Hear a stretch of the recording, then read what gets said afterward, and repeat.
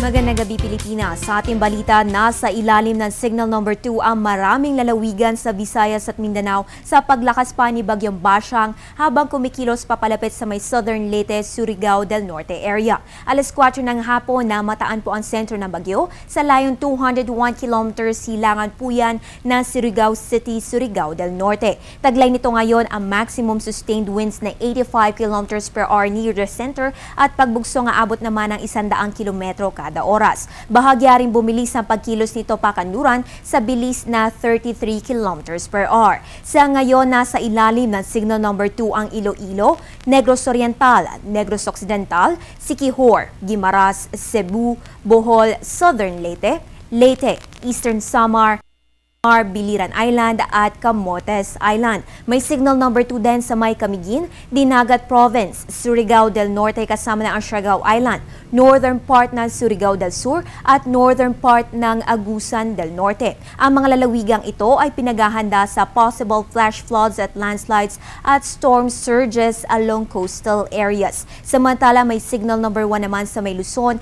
dyan sa may Masbate, Palawan kasama na ang Calamian Group of Islands. Sa Visayas, may Signal Number 1 sa Northern Samar, Aklan, Capiz at Antique. At sa may Mindanao, dyan po yan sa may Misamis Oriental, Misamis Occidental, natitirang bahagi na Agusan del Norte at Surigao del Sur. Agusan del Sur, northern part na Bukidnon, Lanao del Norte at Zamboanga del Norte ay nasa ilalim po ng Signal Number 1. Kung sa usapin naman ng possible storm surges, ipinaliwanag ito ni Dr. Vic Malano sa idinaos na press conference sa Pag-asa ngayong hapon.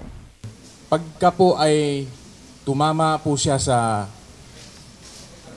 Siargao Island, north of Siargao Island ay pwede pong doon mag-generate ng mataas na surge. Maaari po doon sa Sugod Bay, sa may Southern Leyte. Pagka naman po ay medyo bababa po siya ng Surigao del Sur, north of that area, yun yung generate ng matataas na surge. So basically po kasi yung sinasabi po natin na yung surge na ma-generate ay towards the north nung past nung bagyo. So doon po ang maximum surge. On the other hand, yun namang southern part kung saan yung past nun, yun yung mababa yung surge. Negative pa nga yung surge. Kasi tatanggalin muna niya yung tubig bago magbalik. Ayon sa Pag-asa, inaasahang maglalandfall ang bagyo sa Southern Leyte, Surigao del Norte area late tonight or early Saturday. Kapag napanatili naman ito ang current speed and direction, ay lalabas na ito ng Philippine Area of Responsibility by Sunday. Wala namang magiging epekto si Bagyong Bashang sa panahon ng Metro Manila this weekend, ayon kay Pag-asa weather forecaster Chris Perez. Ganun pa man natin abiso ni Yusek Eduardo del Rosario na National Disaster Risk Reduction and Management Council para sa ating mga kababayang malapit at nasa dadaanan ng bagyo. Okay, ang panawagan lang po natin sa ating mga kababayan, iwasan po muna ang magbiyahe ngayon, whether land or sea travel, lalong-lalo na kung dadaan sa Central Visayas or Visayas regions dahil medyo po hindi sila ma-stranded lang sila sa different ports at lalo po makakadagdag sa mga numero ng mga stranded passengers. Meron po tayong about 5,178. So, wag na po munang bumiyahe, ipagpaliban. Yung gusto mang isda, pagkatapos na po, pagka nakalagpas na sa Philippine Area of Responsibility, si Tropical Storm Bashang.